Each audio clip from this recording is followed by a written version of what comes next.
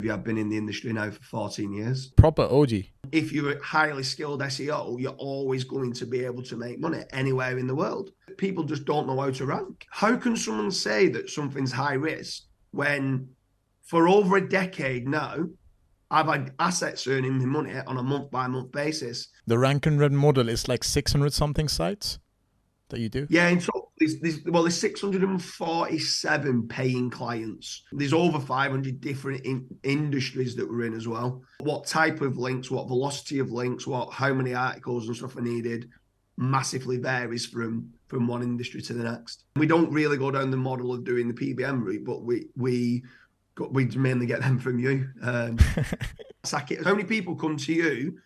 I'll argue with you that links don't work, or I don't want to buy your links, to a bit black hat and stuff like that. Well, that's fine, but you're not going to rank. You're not a white hat and I'm not a black hat. I'm a return on investment hat. I love that. Stop chasing traffic and try and start chasing ROI. So you'd say these are like the top ranking factors at the moment in SEO? Yeah. Probably the biggest industry that I think is going to get hit within SEO is...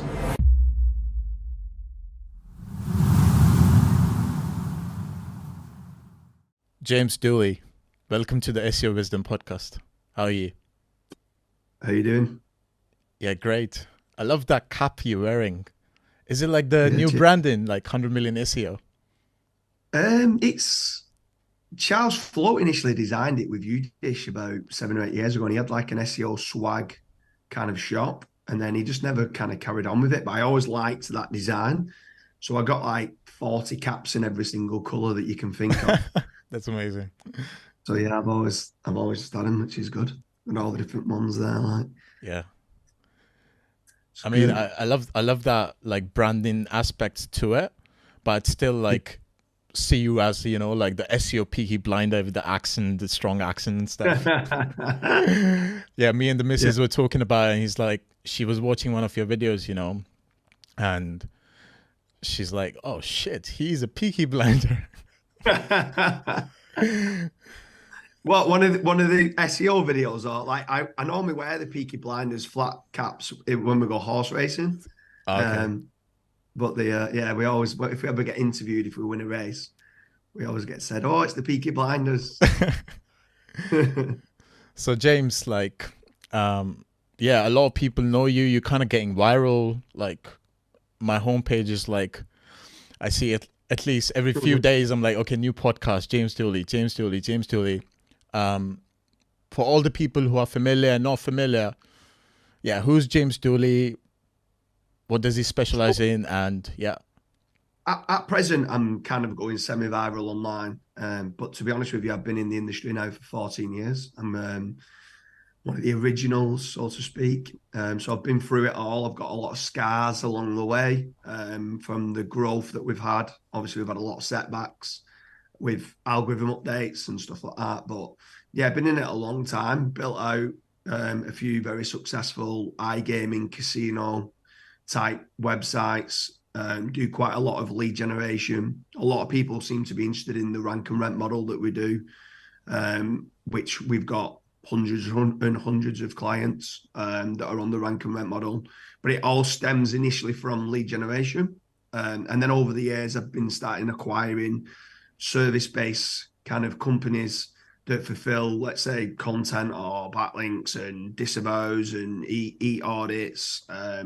Got a blended mix of everything. Mainly the businesses that I'm buying are stuff that we're paying money, quite a lot of it, spending quite a lot of money with. So I think naturally as part of the growth, if I can part own these companies, it makes sense for me to do it, because one, it's going to bring my overheads down, but two, I can check quality control and making certain that everything that we're doing on our own sites is being tested properly and we're getting the best bang for our buck. Sweet. And all these service-based businesses you're acquiring, you're just making sure that you fulfill kind of like the SEO aspect, or it's just like the full business like model? And I mean, if I'm being honest, I hate client SEO. I can't think of anything worse than, because it's the only industry where if if you got a bricklayer to build you the wall, you allow him to go and build the wall. You don't stand over him and watch and saying, excuse me, why have you laid that brick in that way? Excuse me, how have you done that? Where in SEO, they feel like the need to ask what you're doing, why you're doing it, and how you're doing it, and every step of the way. And it's more about you need a management system and nice glossy reports. And it's less about the results and more about proving what you've done. So for that reason, I try to stay away from SEO, client SEO, but we do offer like white label type services for SEO agencies. So it could just be producing surfer optimized content or market moves optimized content, or it could just be like guest posting and stuff like that. But it's like I said, it's mainly, it's probably a small percentage, maybe 1% of my asset value is service-based type stuff, but we've acquired them simply because we use those services as well for ourselves. We make the majority of our money on the casino affiliate and the lead generation rank and rent model. But so many people think I only do the rank and rent model, where everything starts out on the rank and rent model. It starts off with lead generation and then moves into the rank and rent model once we've worked with them for a few years. So, and it's just a part of lead generation, basically, for different industries and different niches. Awesome. And the rank and rent model is like 600 something sites that you do? Yeah, in total, there's 647 paying clients. There's over 1,000 different websites that we've built out. I think there's more than that. There could even be over 2,000 that we've built out, but some of them have failed, which then we put into the testing team to push the boundaries of SEO and test those sites out and see what else can be done. It's not normally that we can't rank the websites. It's normally that the industry is just not profitable enough for us. So we kind of move it to one side. We're spending more on content links and hosting than physically getting paid from the client. So the return on investment is not good enough. Where the 647 paying clients, they're niches and industries that we know do well. And I think I don't know how many there's over 500 different industries that we're in as well. And the crazy part with the testing team is that every single niche has got different nuances for how to rank, where people just think there's one algorithm, it's just the same. You build content, you build links, and it's done, which to a certain degree is partially true. But what type of links, what velocity of links, how many articles and stuff are needed massively varies from one industry to the next. So 647 sites out of 2,000 sites that you make, it's almost like a 35% success rate. That's right, yeah. But saying that, it's probably higher than that, because the ones that fail, we do test out on, or we still make some sort of money with like display ads. That's right. Paying clients from a rank and rent model. So we can still generate leads on a back end, and we can still make money via Mediavine or Ezoic or AdThrive and stuff like that. So they're not that they're lost and they're not doing anything. There could even be, some could be PBNs, some could be whatever you want to try and build them out as. We don't really go down the model of doing the PBN route, but we mainly get them from you. But we can make money else in other ways, where it could be tenancy, it could be display ads, it could be just lead generation. It's 647 that are paying on rank and rent model. Okay, I'll take the 35% back. It's probably higher. Yeah, so much SEO you talked, just us introducing this pod. And yeah, I just want to get into your story. What was the transition phase like 14 years ago? Proper OG. Like, I see a lot of like 14, 15 years old, like SEOs I was connected with, and I talked to them, some of them, and they don't do SEO anymore. And I think you kind of survived all the kind of algorithms, and you've seen basically everything. So yeah, tell us your story. Yeah, so 15 years ago, I'm in the industry of construction, doing a lot of project management, building anything from houses to like tennis courts and football pitches and playgrounds and stuff like that, mainly in schools, so like classrooms and stuff like that. And then we realized we needed more inquiries. So I went online to try and find someone that could maybe do lead generation. I knew that I needed a website. So I got a website built. Didn't have a clue what SEO was. Didn't even understand that there's an algorithm behind Google. And I just never really thought about how Google chooses who ranks number one.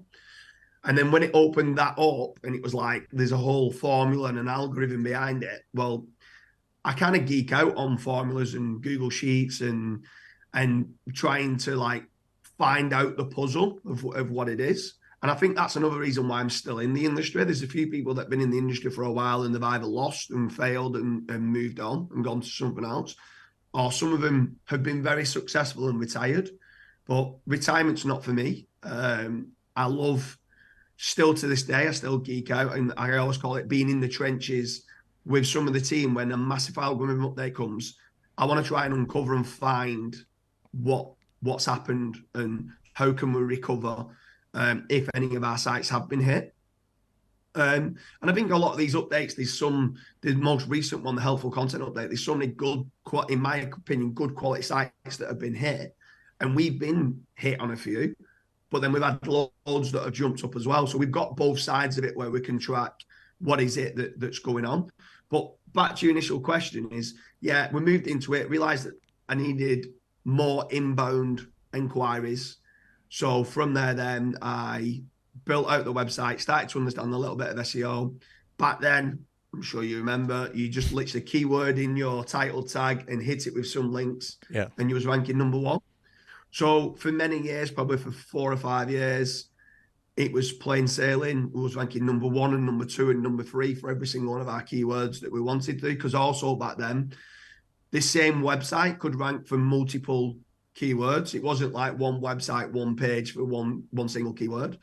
So we dominated for many years. At that point, we'd made quite a bit of money and we started to reinvest it in building out a team. We're building out the right quality kind of processes and systems, which is very important. And I think the two biggest things that I did early on that now I kind of put a lot of my success down to is that we built an R&D testing team in-house that consistently breaks Google, pushes the boundaries, and checks to see what's working and what's not just listening to what others say, but physically testing the SERP. And then the next one is we've got 2 full-time people that literally just do all the training and try and make the training more concise. So if we've got a 16-minute video of how to build citations, can that be 14 minutes? Can that 27 points checklist be 24 points? And that sounds daft. And when I tell some people that, there's like, you employ 2 full-time people to do that. I'm like, if I can shave 5 minutes off that video, and that's going to be watched by hundreds of members of staff, that's a lot of time saved. So our systems and processes are very, very slick and concise, but deliver kind of processes and like the output to a very high level. And at that point, then you can onboard staff that some staff are almost just data inputters, like certain virtual assistants that we have. They're just following a process. And if they wanted to leave, somebody else can come in and just follow that same process. And that's what allows you to grow at a rate of knots, where you can have a lot of staff following the right processes. And as long as you've got the systems and processes correct, you can rank for almost any term that you want. Yeah, I've been listening to all the words you've been sharing and stuff, like retirement's not for me, pushing the boundaries. I've been picking up on those, and I'm going to come to the wisdom James aspect of it like a bit later. But yeah, like I remember 2014, SEO was so easy in the UK, especially like it was like 3 PBN links to a plumbing London company, and it was like top 3. Now just like clients come and they're spending like 2,000 on like 200 PBN links, and they hardly get to like page 1. And there's some occasions, and there's so much stuff that's playing. And like you've seen all waves of SEO in the last 14 years. What would you say, like, that one factor that didn't make you like, oh, fuck SEO, fuck Google, I'm going to just, I hope swearing's okay, by the way. Yeah, it's Yeah, fine. yeah. Yeah. I'm just gonna transition into a different industry. Like, what kept you going? To be honest with you, because we was quite diverse in what we had, if ever we did have a kind of very early on, I understood this industry would be growth is never linear. So there's never like a straight line. Here's success and here's where you start, and it goes like that. I always knew there was going to be peaks and troughs. And to be honest with you, in all businesses, it's not just SEO. And some people are naive to understand this, that in all businesses, there's peaks and troughs. In interest rates, it goes up and down. In, let's say, crypto, it goes up and down. That's just part and parcel of life. So there's always going to be a peak of you doing really well and then a trough of you dropping down. Because it was quite diversified in what we did, sometimes if one went down, another side might have gone up anyway. So like overall, it was like always never drastic kind of changes. And just, I think it's just having good mentality, just understanding that you've got to ride the storm, you've got to get through it. I normally talk about this same story where I've got two older brothers, and I used to play football with them both in the garden all the time, and they'd beat me because they was older than me. And they'd beat me and beat me and beat me. And I'd get back up and I'd go again. And then I'd try and play them at badminton. And because they was older than me and bigger than me and stronger than me, they'd beat me at badminton. And I remember like one time I was sat there, my dad had a right go at me because I was like crying on the floor because I couldn't beat him at any sport. I was getting annoyed. And he's like, get up. You don't sit down and cry about it. You get up and go again. And I feel that kind of mentality is still with me today. And I was only like 5-6 years old then. And when I got to like 13, 14, and I'd grown up a bit more, and they was like 16, I could beat them then because I was physically a bit stronger. They were still older and they were still stronger than me, but I started to win certain games. But I feel like that losing at a young age and getting back up and going again, I've got that kind of instilled into me now with business.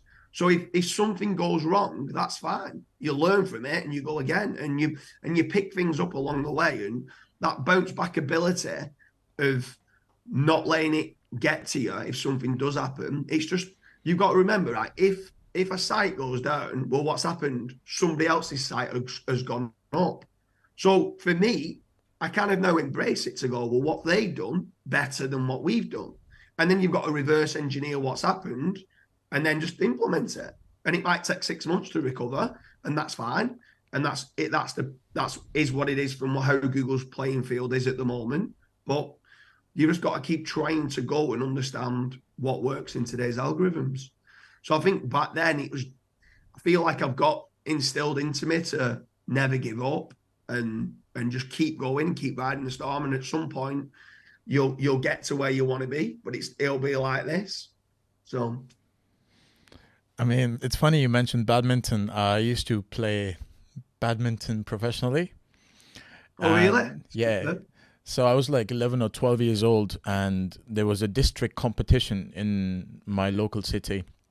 And I went for the quarterfinals, and I thought I was going to make it to the final. You know, I had some expectation. Yeah. And I lost by like 2 points or something.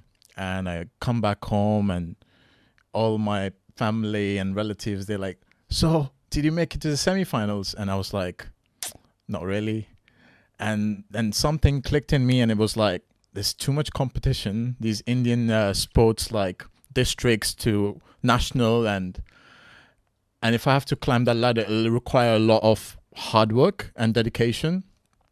And am I willing or dedicated enough to go for this ladder, or just quit it now and do something, you know, with my laptop? And that's how I got into SEO and websites and stuff.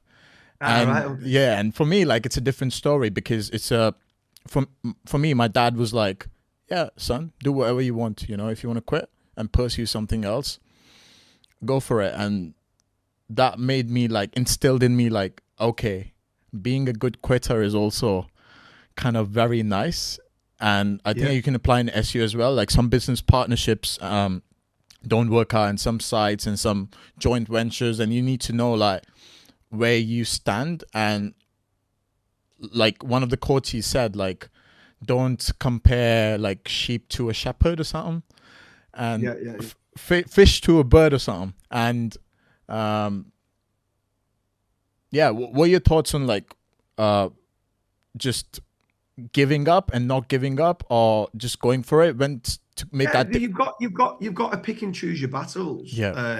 So I kind of normally revert it back to having a game of poker, and you've got to know when to hold and know when to fold. And it's very, very important to know that. Like so let's say as a badminton player, when you got beat in them quarterfinals, you might have known, I'm not going to make this to the top, and this is not what I want to do, and it doesn't fulfill my happiness. So therefore I'm going to leave, and I'm going to, you said quit, but it's more like it's just the right decision to do, and you're leaving to pursue something else. Yes, business partners at times, some things don't work. Yes, there's certain kind of niches that you might enter might not work. Yes, there's certain kind of careers that you might start to take. I mean, how many people from being 10, 12, 14 years old say they're going to be a pilot, they're going to be a doctor, they're going to be a nurse, whatever they're going to be, and they don't end up being. So many people don't end up becoming what they think they're going to be. But it's just about pursuing your own happiness. And if your own happiness means to leave something behind, or leave, in your instance, badminton, yes, absolutely, that's absolutely fine as well. It's not, I mean, like when my dad brought me up, it wouldn't be like, you have to do this. Like if I didn't win at football, I'd move to badminton. If I didn't win at that, I'd move to whatever else I could play, tennis or table tennis or whatever it was. So in a way, deep down, in a little bit of a way, I was kind of, not want to say quitting, but I'm trying to find an edge somewhere. And then when you find something that you're happy with or you're good at that point, you double down. Awesome. I'm going to be honest with you. There are times when I introduce myself to people and they're like, what do you do, mate? And most of the times I'm like, I do nothing, I'm semi-retired, whatever, because I feel like there's a importance in just being low-key sometimes. And there are times when I'm like, I just own a digital real estate. And I think I took it from you when we met in Dubai. And can you explain the concept of digital real estate and how it ties into SEO? Yeah, so I always got brought up, and I don't know how others did, but I always got brought up that you work hard, you save up enough money, and then you buy a house. If you're lucky enough, you might be able to buy a second house or a third house and rent it out. And obviously that's building up your real estate portfolio. But the truth of the matter is, every time I looked at the numbers for real estate, you was only making around 6 or 7%, maybe 8% yield. So that's 8% per year on the money that you'd put in. Where on websites, what I started to realize was, with regards to lead generation or affiliate or display ads or whichever way you want to monetize your websites, if I put £100,000 into a website, I'd make way more than £8,000 a year, way more, which means that I'm getting a higher return on investment by doing the websites than I would by doing the real estate. So what we started to do is majority of the time nowadays, we probably make about 100% yield in year one. Maybe not in year one, but within 18 months, we would have got our money back. But then after that, we're making 100% per year in ROI. So we spent 100,000, we'll probably make £100,000 a year. If we've only spent £20,000 on a website, we might make £2,000 a month, which is £24,000 a year. So it's building up this online portfolio of websites. But then I was thinking to myself, when we do the rank and rent model, it was someone that just said to me, like probably 7 years ago, so you just build online assets and rent them out? I said, yeah. He went, so you're like a landlord, but for digital assets? And I was like, yeah, that's the way of putting it. Yeah. So then he says, whenever someone asks you, what do you do? Why don't you just say you're a digital landlord? I said, well, I've never really heard that saying before, but yeah, that's probably the best way of explaining it. I'm a digital landlord, and I own a lot of digital real estate in websites, which could be affiliate sites, like I said, display ads, lead generation sites, and I rent them out, or I'm earning money from them in some way, shape, or form, just like the people that the Grant Cardone of the world who say buy property and rent out. It's that way, but just doing it with digital assets.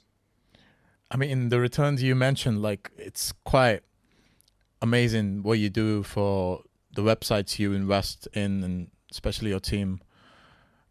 Seems like a highly skilled operational level stuff. But for the people who are listening and they're like, James, like, I might just buy a house and it's safe. It's just, it's there. Like, nobody's going to take it. But you never know with the internet. Government might come with the restrictions, this and that, or SEO or AI, and I can just, like, lose all the money. What would your argument be for those people? So it's a great question to ask that, to be fair, because in the UK, for pension pots, people do a lot of pension pots invest in a lot of different things. So it could be stock, shares, property, and then the high risk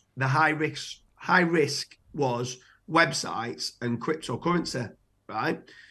But for many years, I've been trying to explain that websites is not high risk. It should be in the medium risk category. And for that, and the reason why I say that is because it's an algorithm and it's a formula.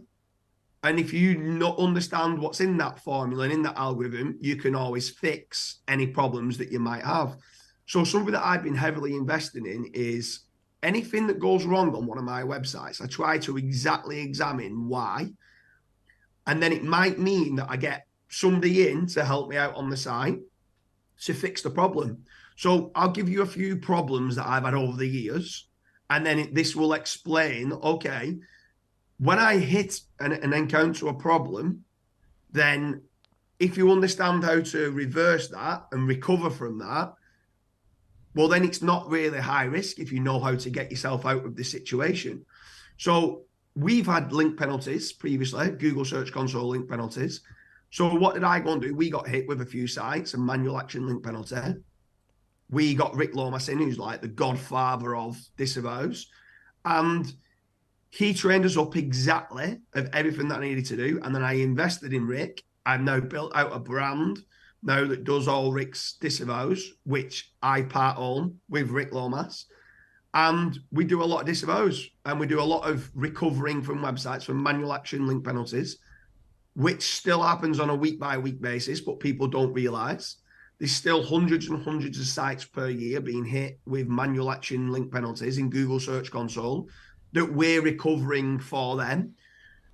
So having that level of expertise of knowing how to get yourself out of a link penalty, then you've got author transparency penalties, which I never even knew existed. So I wasn't a massive advocate of EEAT. I just thought it was an SEO myth of people trying to sell a service, until I got hit manual action penalty in Google Search Console for author transparency. Didn't even have a clue what it meant, what it was. Started to dig a bit deeper. Now start to realize actually EEAT is a thing. It is a caveat to that. It is only a thing in certain industries. So Your Money, Your Life, finance especially, and Google News are the main ones where I'm seeing stuff get hit for author transparency penalties. But it's quite easy to fix and remedy for that problem. So how can someone say that something's high risk when for over a decade now, I've had assets earning me money on a month-by-month basis?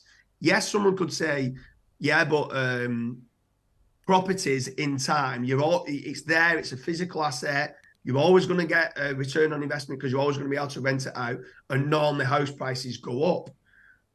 Well, house prices don't go up at the rate of knots as what an age domain goes up. Age is a massive trust signal in Google. So your value of your asset year on year is going up. So I would throw back to you to saying, is it risky? You could say that about anything. Like Google's not going to close down. The government aren't going to close down the internet tomorrow. And if they did, there's other countries that won't close it down. So you're always going to be able to make money from, if you're a highly skilled SEO, you're always going to be able to make money anywhere in the world. So it's probably more high risk for the government coming saying, we're going to knock your house down to build a road through your house or something like that. No, you get paid for it, but what I'm trying to say to you is if it comes a problem where like in the UK, in the casino market, taxes are going up and up and up and up. So is that a market I would try to persuade someone to enter? No. Is it a declining market? Yes. It's still a lot of money you can have made, but in the UK, casinos not that good because taxes are going higher and higher and higher, and compliance is getting harder. So for that reason, I probably wouldn't kind of double down on that, what I would do in other areas. People are always going to need a plumber, an electrician, a roofer. Roofs are always in 20, 30 years going to get kind of damaged. And what you're going to do, allow water to come into your house? No, you're going to get it repaired. If you get locked out your house, you're going to ring up a locksmith. They're always going to need, there's always going to be that demand. And people go, well, what about AI? Well, AI is not a locksmith that's going to come and get you in the door. Yes, it can rank websites for you and help you with content, but it's not you. The AI is not going to find you a locksmith to come out and do it. It's not going to find you a roofing company to come and fix your roof. It's not going to find you a plumber to come and install a new shower room. So you basically you've got to be kind of diversify where you're going to make your money from. But the internet's always going to be here. SEO is always going to be massively lucrative. You just got to find where things might be dropping, and like you said, diversify. Like you said, you quit from doing badminton because it wasn't for you. Maybe probably the biggest industry that I think is going to get hit within SEO is display ads. A lot of people run display ads on the site, and they're ranking for a lot of informational based type terms that get a lot of traffic. But that traffic's going to slow down with AI because SGE is going to come in and answer the query without them clicking through to your website. So I do worry for certain people that just build sites out in just solely monetary purposes, display ads, which we've got some of those sites. So I'm trying to diversify them a little bit more to say, all right, how can these make money in other ways? Because Ezoic, AdThrive, Mediavine, Google AdSense, my traffic might start dropping when they do show AI. But I think as an industry, it's always going to be evolving, and I think there's always going to be billions and billions to be made every single year within this industry. I mean, that's a great perspective. But for the Google AdSense and the display ads, I think, what if somebody says like, okay, Google owns most of the AI technology and they're kind of like hidden investors. Do you think there's still a possibility for them to be at like kind of on the edge with AdSense, the whole model with display ads? Sorry, explain again. If what? So if Google has a model of Google AdSense and makes them money like for advertisers and publishers, and they've got ties with the AI, you know, like the whole hierarchy. Why would you say like the display ads would be kind of like the pinnacle on the boat where it could be leveraged over other contextual ads, you know, like in affiliate sites and stuff? Because someone would say like, okay, Google AdSense, like Google's already like on the top of the hierarchy. Why would they just like not let display ads flourish with time? I think because I think they'll make more money off PPC than display ads.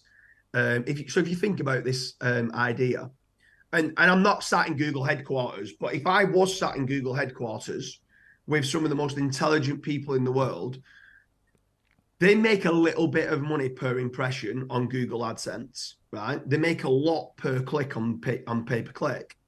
So if they could, when someone does a search, give them the answer as quickly as possible if it's a top of the funnel type term. So if it's like how to remove red wine out of carpet, right? But no one's bidding on that term for pay-per-click, right? If they could answer that, but then quickly show them with SGE 5 other questions that you might have. And one of them other questions is like, check out the best carpet cleaners. And then there's loads of affiliates that are bidding on that, or find a specialist carpet cleaning company. And when they clicked onto that, again, loads of people are wanting to bid on that. You're getting them from a top of the funnel search term very quickly more to a bottom of the funnel where people are willing to pay per click. So what Google are doing, which I think is very clever with SGE, and people are being annoyed with the whole scenario of SGE, I feel they're getting the user journey from the top of the funnel to the bottom of the funnel, and they make more money at the bottom of the funnel because a lot more people are willing to pay for the PPC, and a lot of people don't pay for PPC at the top of the funnel, if that makes sense. Okay, makes sense. Yeah. Coming to the rank and rent rise and fall, like in 2020, 2021, like it was all hyped and, you know, people like rank and rent and this and that. And I saw a lot of those players kind of like failing over time. What do you think, like, those SEOs couldn't have that factor or that thing that didn't make them like succeed as much as you, like in rank and rent model? So there's two words in there, the rank and the rent. Yeah, the renting's really, really easy if you can rank. 99.9% of the industry in the SEO industry can't rank. They all talk a good game, but they can't rank. So there's still people out there that preach, write good quality content and links will come naturally. And they don't do any backlinks. And you're just like, well, all that you're doing, on the rank and rent model, you're just trying to rent a site that generates no leads. And they're going to get no return on investment. And you go, a rank and rent model doesn't work. No, you just don't know how to rank. That's the truth of it. That's the hooks and crooks of it. So anyone that failed in rank and rent is generally because they can't rank. If you've got a website that's ranking and you're generating good quality and ranking for the right keywords and you're generating good quality leads, how can you not make money off it? Because would a plumber pay you for a perfect lead of what they want to do where they can make good money on it? Of course they would. Would a joiner pay for you for good quality leads? Of course they would. Would a carpet cleaner, if you got an inquiry from the Marriott Hotel that needs 500 carpets for different rooms being cleaned, and that's what they do, would they want that lead? Of course they would. So it's not the rank and rent model. It's that people just don't know how to rank. And that's what it comes down to. Two people aren't willing to go and do a $29 course online and think they're an SEO expert, and they're not. And you know that, Saket, as well. Like deep down, you know how many people come to you or argue with you that links don't work, or, oh, I don't want to buy your links, they're a bit black hat and stuff like that. Well, that's fine, but you're not going to rank. Do you know what I mean? It's like they go, well, I can rank, and they show you something they're ranking for, and the traffic's going up and up on the site, but they're like ridiculously long tail keywords that they're not monetary keywords. And some people can rank top of the funnel stuff and show you all these ranking, like the ranking jumps and the traffic jumps, and it's like, that's fine, but how much money does that site make? And you're like, oh, I'm making £150 a month, and they're getting 1 million clicks, and you're like, come on, like, stop chasing traffic and try and start chasing ROI. And that's what a lot of people don't do in the industry. So it's not the model doesn't work, it's just they're missing an important ingredient, which is ranking the website for the right quality keywords. Yeah, it makes sense. I had a few people come to me and they were like, I'm a white hat and you're a black hat. And I had to like get into an explanation like, why? You're not a white hat and I'm not a black hat and we are gray hat. Like, what are your thoughts on those people who kind of classify like, oh, this is white and this is black? Like, how do you see these SEOs and what's your perspective? I think it's ridiculous. I think it's absolutely ridiculous, if I'm being honest. Like, anyone that does anything to try to rank higher in Google, according to Google guidelines, is a black hat. Like, is like against their Google guidelines. Yeah. So at that point, any SEO that writes content that tries to rank higher in Google, right, is going against their guidelines, pretty much, right? Anyone obviously acquiring links against Google guidelines. So what do? Do you sit there and follow Google guidelines but never rank a website in your life, right? And you struggle to rank and then you moan all day? Or do you make a living, put money on the table that feeds your kids, feeds your wife, feeds your family, has good experiences, and you can go traveling and do nice things? You tell me what you're going to do. Sit there going, I'm following Google guidelines and not making any money. or you don't follow Google guidelines and you make a load of money and you have a happy life, happy wife, happy kids, happy experiences, well, you choose whatever hat you want if you want to call it a hat. It's just what SEOs have kind of determined. Oh, you're a black hat, you're white hat, and then some people in between go, "Oh, I'm a bit of a grey hat." Like, I'm a return on investment hat. That's, if you want to call it a hat, that's what I put money in and I want money out, and that's what hat I wear. I love that. Maybe in the next cap, in the next podcast, we're gonna like yeah. get the ROI cap. I might have one here somewhere.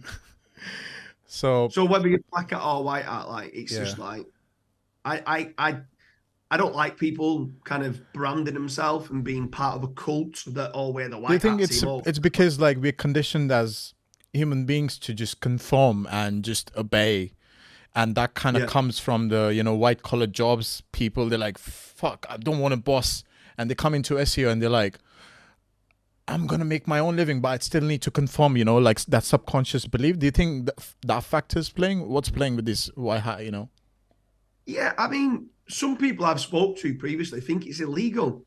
Like, literally think it's like illegal. It's like, no, there's nothing illegal about it. Like, you can follow, like, there's certain things where people put certain guidelines in place about in the UK about taxes and stuff like that. Where if you've got like people, like you've got like the rule, let's say the rules are here, you want to be as close to the rules as you can. You want to be legal with everything that you do, but you want to make certain that you've got a good kind of tax accountant that can try to make certain that you're paying the least amount of tax legally as possible.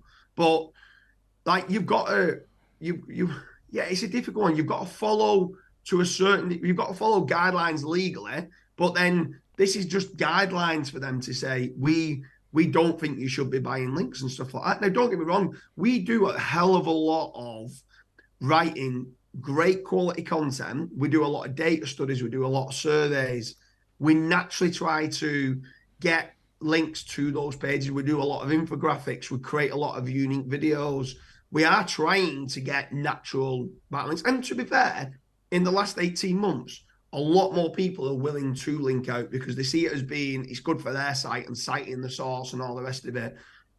So you can get some natural backlinks, but you just need to do, in my opinion, you just need to do what works. And that is writing good quality content. I agree. Tick. Having a website built technically well, so it loads fast, that it's nice for conversions, so like CRO is good, that they can internal link to other pages and stuff like that, good, that it's got the EEAT signals, so it's got like an author behind the site, it's got a company, telephone number, an email address. You then write multiple articles about the topic, so you're building up topical authority, and then you get in niche, relevant, powerful backlinks. So that's the holy grail of SEO in a nutshell. There's obviously nuances to it, but that's generally what you need to be doing, those four pillars. So you'd say these are like the top ranking factors at the moment in SEO? Yeah. I think they always have been, to be fair, mate. I think you can break down, I could sit there all day and break down what good quality content means. I could sit there all day about topical authority, but people have gone too broad now on topical authority, and they're creating pages that are getting zero search volume and they're just not worth having. So like James Dooley sells pink fluffy toys. Right, okay, that's built out my topical authority, and no one searches that. So like, there's certain pages you shouldn't be building that people are building that's just wasting their information retrieval costs, and Google don't like it. There's links, like, you know that there's good links and there's bad links. So you can't say buy links or get links, because you can over-optimize anchor text. You can buy toxic links. You can buy non-trusted or non-powerful links. Do you know what I mean? One of your PBN homepage links has got 100 times more power than someone doing a blog comment. But that's still a backlink and a backlink, but it doesn't mean they've got the same power. Do you get what I mean? Yeah. So there's differences on within each nuance of what works the best and what doesn't. I mean, what's your backlink strategy? What's your favorite backlink strategy? We're talking about links now, so on links, it depends. So if let's say I look at a local website, we go and build out the content initially. make certain we're covering, again, all the EAT signals, having an address on there, telephone number and stuff like that on there. And then once all that's done, we go and try and buy maybe 100 to 200 citations. So they are, generally speaking, they are naked URLs, no follow, just business directory type links. So do they pass any power? No. But what it's doing is it's diversifying your anchor text right from the very start. You've got a load of naked URL links and you've got loads of no follow back links, right? Then what we'll probably then try to do after that would be kind of do a bit of a launch. Oh, this company's gone live with a press release. So a press release will probably get you 300, because it's a syndicated kind of press release. We'll get you probably 300 backlinks. Again, majority of them, maybe 260, 270 of those are no follow. We'll only do either naked URLs or branded anchors. So whatever the name of the business is, kind of goes back to the site. So now I've started off and I've got my foundational links and my pillow links in place where I've got loads of branded naked URLs and no follow back links, right? Well, that's great. Is that going to rank your site? No, but it's needed to start with, right? After that, then, if you're buying, let's say, from yourself with regards to PBNs, that does good quality PBNs, you can then start to get away with obviously having a do follow back link, which I don't think any one of your clients is ever going to say can have a no follow back link. They're all going to say I won't do follow, but you get a do follow back link, and then you can start doing like money terms to the website. Now, what you might do is I would still probably do it to the homepage initially.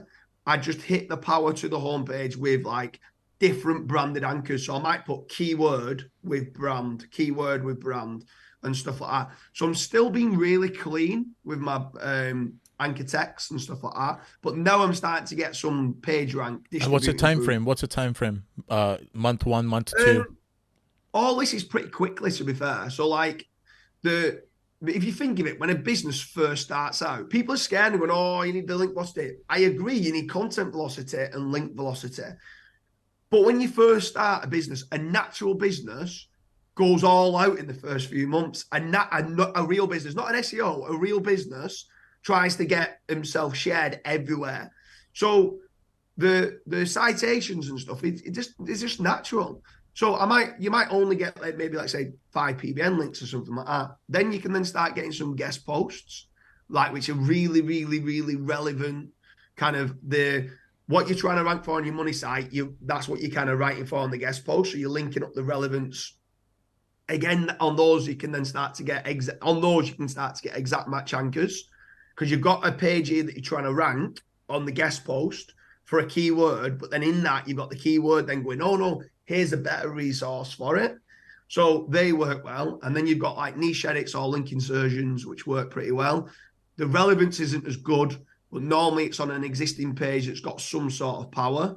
And all these do follow backlinks then. So as long as we try not to do exact match, like to try to repeat an anchor. We always try and do different anchors all the time, do different variations.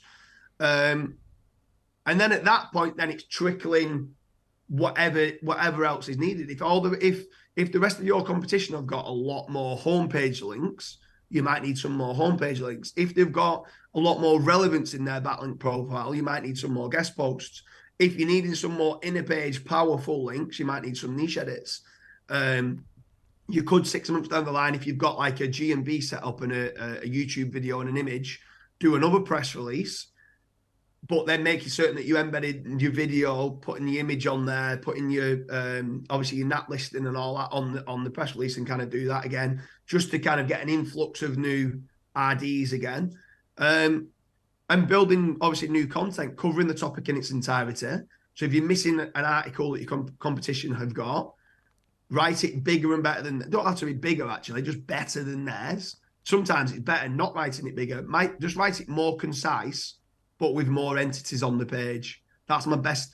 An article should be as short as possible, but as long as necessary. Now, that is a quote that people should use, because people will think, if my competition's got 1,500 words, I need to have 1,800 words.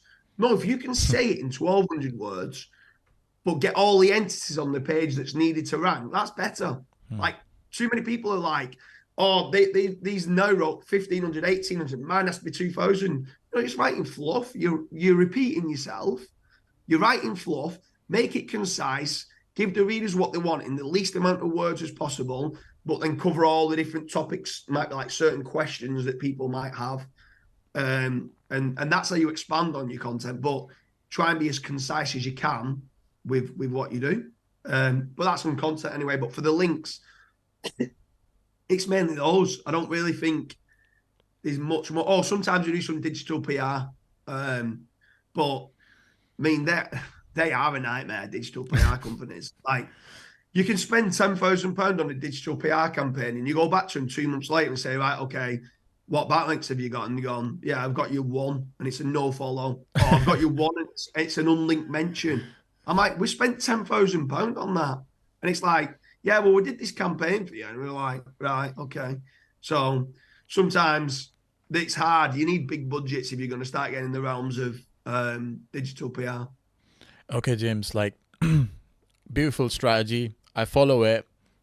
Citations, no follow. Then do follow, PBNs, niche edits, guest posts. I rank my site top 3. Now, what is there any sustainability, like any links, or I'm gonna just stay there forever? If somebody's wondering. No, so obviously I'm not happy being top 3. I want to be number 1. Yeah. why be? If you're second place, you're your first loser. Like, why go and lose 50%? So like, if number 1 result gets 40% of the clicks, it varies from niche to niche as well. But let's say it gets 40% of the clicks. Number 2 only gets 20%. So you're happy being 50% down on the amount of clicks that you can have? No, you go until you're number 1, and you fight until you're number 1. So for that reason, if I'm let's say you're saying top 3, so let's say I'm position number 3. Guess what I need? More links and more content. I might not need more. It might not be more content. As long as I've covered the topic in its entirety, and I'm really happy that I've covered every subtopic I need to on that kind of niche. Each one of these pages might need links. Every single one of them might need links, especially all the supporting documents, which have internal linking to my main page, might need links. And at that point, if you're still not ranking number 1, you're buying the wrong type of links. Because generally speaking, if you buy some decent, powerful, do follow, relevant links, you'll rank. Like, there's no ifs or buts. You will rank. Okay, I rank number 1. Yeah. How do I stay number 1? Exactly the same way. So you're building content velocity and link velocity. You might need way less. Like, I know some people stop when they're at number 1, and I don't think you should stop. You can slow down how much link velocity. So if I'm ranking number 3, I might do 1 new article a week. So that's 4 a month, and 1 new backlink. Every article that I do, I normally do a backlink with it. So my article velocity and my content, my link velocity is both going up. If I'm number 1, I might only do 1 a fortnight or even 1 a month, because I might not have that many new topics to talk about. So if I come across a new product or a new service, I'll write about it, I'll do a backlink. I'll write about it, do a backlink. If I start dropping down, I'm like, whoa, my competition are overtaking me, then I'll start stepping it back up. And it's generally to do with more content velocity and link velocity. And do you have any percentages for this link velocity to stick to number 1? Like, in your... Do you have any what, sorry? Any, like, okay, 20% link velocity or 20% less links? Like, do you have that formula with you? Like, it completely varies from niche to niche, because majority of the time, once I've got to number 1 in some of these, especially in local industries, right, you're going to remain number 1 even if I don't do any new articles or any new backlinks, because your number 2 and number 3 result aren't doing much in SEO anyway. They're not doing that much. So you're probably going to stay there without doing anything. But if you're in casino and you're ranking number 1 for best casino sites, if that one who's ranking number 1 at the moment drops to number 2, guess what they're going to start doing more of? Content and links. So guess what you need to do to maintain that position? Content and links. Yeah. And then in those industries, it is literally a fight every single week against other good SEOs. But in those industries, you can be making £100,000 on 1 page a month. So if someone turns around to me and says, I can maintain number 1 rankings and it's going to cost you 10 grand a month, well, you tell me how many articles you can have written and how many links you can have written for £10,000 a month. You can get a lot done. So you've got the budget to be able to spend on the, let's say, the casino market terms. In local, you might not even need to do any. You might need to do 1 every 6 months and it might be fine. And if you start to drop, you can do a bit more. But like I said, casino, you might still need to be doing 10 a week. So you're always kind of competing in SEO. Always, yeah. You've got to, there's no point in doing because if I'm ranking for a local plumbing website, I'm ranking number 1, and I follow the same strategy that as my casino, where I'm doing 10 new articles a week and 10 new backlinks a week. To be fair, mate, it's probably 10 new articles a day and 10 new backlinks a day in the casino market. If I go and do that in the local plumbers website, what's the point? I'm already number 1 for my term. Yeah. I can't get higher than Google search. Do you know what I mean? Like, I'm already the number 1 result. Like, you've just got, again, it comes back down to return on investment. If I go and buy 10 new articles and 10 new backlinks, what extra am I going to get? Nothing. Well, what's the point in doing it? Like, you've just got to try to do just about enough to maintain to be number 1. And if someone does overtake you, then obviously start stepping it back up. But casinos are much, much different beast to local SEO. For sure. I think casino, cannabis niche, payday loans, like, yeah, these are the hardest. Yeah. Yeah, one of my clients just came in for CBD oil for top 100 just a few days ago. So right, I was like, yeah. So I'm gonna do something with it. But yeah, coming back to Google updates. Yeah. So how do you handle Google updates? Because there's a lot of times when a client comes to me and he's like, Google update, and my site's on page 8. It was on page 1, and it's because of your links. And I'm like, bro, just wait for 3 days, and 4th day the ranking comes back. Like, how do you kind of define, like, oh, it's a Google dance, oh, this is a ranking drop, and this is where I need to take necessary steps? How do you kind of navigate? You've got to do a lot of networking in the industry, because every update could be different. So, like, the most recent update, start September, that was all to do with, and all my tests say everything on that was to do with the content. Obviously, it was called the helpful content update. But sometimes what they normally do is they'll roll out 2 or 3 changes. They'll dial up 2 or 3 different things at the same time. But on this, all of my data is showing that it's content related, all of it, which is very unusual because, like I said, normally they'll say it's link based, but they'll change something on content as well, or they say it's content based and there'll be some dial changed on. They might have more emphasis on relevance of links or more emphasis of power of links. But on this one, it's mainly come down to the quality of the content. How many pages do you have that aren't ranking in Google? So how much are you wasting of their crawl, when they're coming to crawl, index and score your site? How many pages do you have that are crap?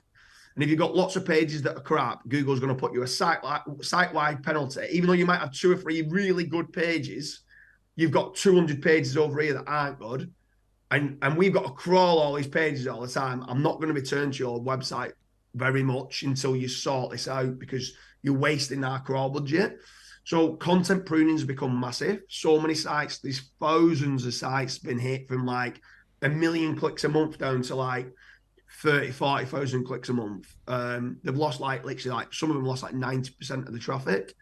And that was content based. But then obviously there is, at certain times of the year, these link-based spam updates, which could be to do with them trying to combat PBNs. It could be them trying to combat link farms. So there's so many guest post sites out there at present. What are PBNs? It's unbelievable. And the part of bad link neighborhoods where Google is seeing that people are they're linking to casino, CBD, they're linking to all these different places. There is a toxicity threshold of what each site has. One thing that I never used to believe in, again, was disavows. But then when we got hit and we started to understand, I used to just chase DR and traffic and never really look at trust and toxicity. But trust and toxicity is a massive component of understanding what a good link and a bad link is. So when we start looking at that now, we start to understand, right, okay, in this industry, in the casino market, prime example, our toxicity threshold might be way higher than in a local plumbers market. We can build way more links without it becoming a problem.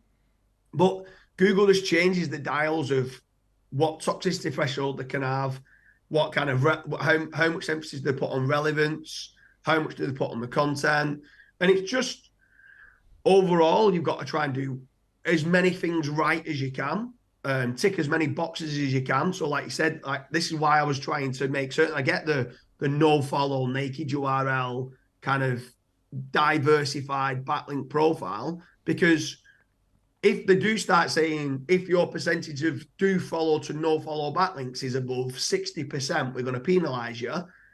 Well, I'm hoping that mine's that diversified that I won't get penalized. If more than 10% of your anchor text is X, Y, and Z, we're going to penalize you. Well, I'm hoping that mine's quite diversified, that that's not going to happen. So you're trying to preempt what Google might be trying to do, and just have safety nets in place to say, okay, we're going to try and get through it. But no one ever knows truthfully what the next algorithm update is going to be. You've just got to try and find out what it is, reverse engineer it, follow good people in the industry to see what their thoughts are on it. You try and look at who won in your industry that's gone up, see what they've done that you've not, and then try to implement certain things going, okay, they're better than me at X, Y, and Z.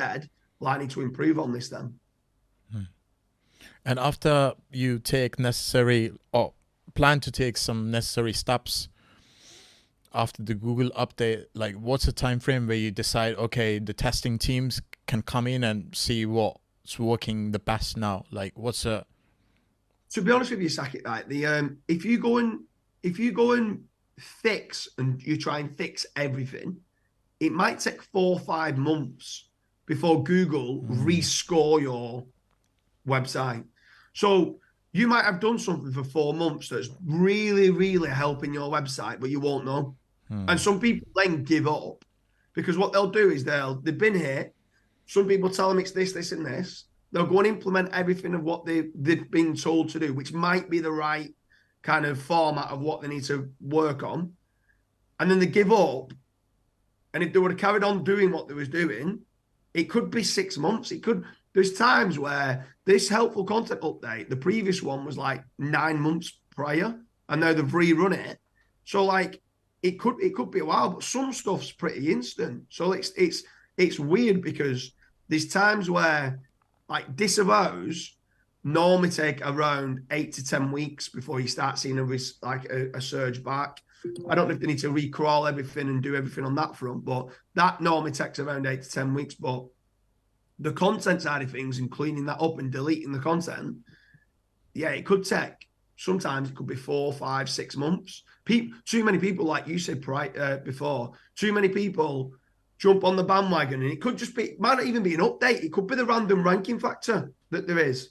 So people drop off, and it could be a cannibalization issue internally on the website. It could be a lot of different things. And people just go, and they put blame on one thing. And you look at a site and you go, mate, I could name 20 things that you're doing wrong. But they just go and say, Saket, it's your PBNs. Do you know what I mean? Or, it's your guest post that you're buying. It's this. Yeah. It's just like, it's normally a collection of several things that you're doing wrong that normally gets you hit hard. I mean, it's crazy the amount of blame you get for just doing SEO and just being a link seller full time. Yeah. But it also has a lot of good effects, like on your antifragility and mindfulness aspect. And then you realize like, there's a way of communicating to the clients as well. And kind of, not everybody's going to receive the same, but you kind of understand the game a bit better. James, what do you think like a lot of SEOs are doing today that's kind of irrelevant and they're wasting their energy? Good question. What they're doing irrelevant. See, I normally only speak to, and it sounds quite harsh, but I normally only speak to high level people that are doing well. So normally a lot of them that are doing things well, they're obviously going to double down on. Some people are still obsessed with on the content. A lot of people are still to this day writing correlated content, right? So whoever's ranking number 1, they're copying their content. They're not doing any information gain. They're not bringing anything new to the table that Google now knows. Oh, bloody hell, this site's good. It's just copying it. Now, if you think about that mindset and mentality, if you just did correlated content, Google's got a massive problem, because if the number one result, if I went and clicked on number one result and I wasn't happy, and I press back and I go back to Google and I click on the number two result, and the number two result's correlated to the number one result, which means that it's copied that kind of content. Well, I wasn't happy with the number one result, so I'm now not going to be happy with the number two result, or the number three result, or the number four result, or the number five result. So Google now have started to combat, and they have been doing for a while, people that just do correlated content. And they want to try to start making certain that the content is unique, which people are doing, so that it's passing copyscape and stuff like that. But also what they're bringing to the table that's additional, that they didn't know previously, and it's called information gain, where some people are just doing copycat content and thinking that it's good enough. Well, it's ranking for them, and not really looking at, well, they've got a lot more topical authority and a much higher backlink profile than you. So if you want to outrank them, you need to go way above and beyond getting more entities on the page than not. I think a lot of people, it's not what they're doing that's wrong. I think it's what they're not doing, if I'm being honest with you. So a lot of people are, I don't know why this is dividing the industry. One, obsessed with, it seems to be like this side over here, obsessed by links, right? And they feel like, if no matter how good, this is no disrespect to you, but no matter how good your links are, right? If you build links to a page that's got bad content on there, it won't rank, right? You need content that meets the intent of the search and good quality links. But a load of link people are just obsessed by, you need more links, you need more links, you need more links, you need more links. And you're like, no, you need to improve the content as well as doing more links. And then over this side, everyone who's obsessed with content, links don't work, links don't work, links don't work. And it's like, so it's just so, it's only really the ones who are, and I would say relatively advanced, that go, that and that work well together. Stop saying it's that or that. So I think it's not what they're doing wrong. It's just what people are missing within the strategy that they're not doing enough of. The reason why a lot of these people are failing. So it's like bridging the gap between the two extremities. Exactly, yeah. Do you think SEOs kind of struggle with entitlement? Like sometimes, you know, like you meet people, they're like too much into content, or sometimes you meet SEOs and they're too much into links. Do you think it's just like an ego thing if they change sides and they're like, no, I don't want to be there, I'm not that SEO, you know? Like, what are your thoughts on that? Yeah, kind of. I mean, not many people change the religion or the cult. Do you know what I mean? Or like, if I support Man United, I'm not now going to start changing the sport in Liverpool because Liverpool are doing better, or Man City because they're doing better. So certain people that follow a process kind of stick to it. And the point is that you should never have a cult, and you should never have a set process in SEO. It's never it's always changing. It's ever evolving. And you need to have the mindset that every single day is a school day, and you've got to be learning every single day. Now, if I need to change my hat for my return on investment, well, I won't ever need to change it, because if I'm return on investment hat, I just change my strategy for what is working. If that means I need to put more emphasis on more content, that's what I'll do. If it means more links, that's what I'll do. If it means more entities on a single page, that's what I'll do. If it means more internal links, that's what I'll do. If it means more images on a page, that's what I'll do. If it means more videos on a page, that's what I'll do. I will find out what's needed, because it's an algorithm, which then means it's a formula, which then means you can reverse engineer it. And what's needed, that's what I will do, is getting the best bang for my buck and the best return on investment. Makes sense. I'd say, like, for me, what I've observed is just like, if I meet the link people or the content people or the PR people, it's just that safety aspect. Like, I feel safe here. If you take me there, I won't feel safe anymore. And it's all to do with kind of letting go in the mentality. And talking to you, I can see like you have a good mentality of letting go, and you understand the nature of life, and people come and go. Like, what are your thoughts on the audience, for the audience to kind of develop this mindset, like the stoic, you know, like SEO mindset? In this industry, it's needed more than ever. You need to learn to let go. You need to learn to Like, accept defeat at times. If something you've done previously works, it might no longer work now. Stop being so stubborn in thinking that you always think you know best. You don't.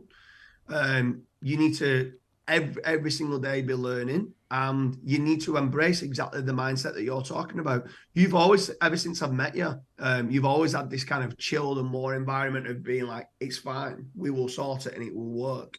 And it's a great mindset and mentality to have.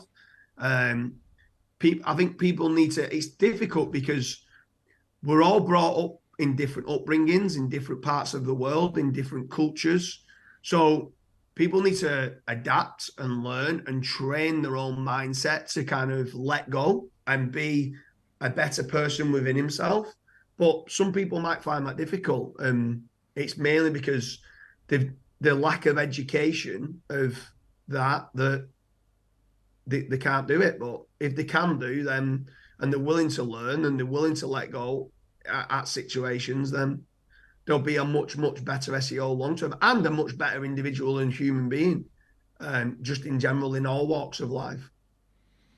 Yeah, you have to lose your current tribe to get to a better tribe, you know, so I think that kind of bridges the gap.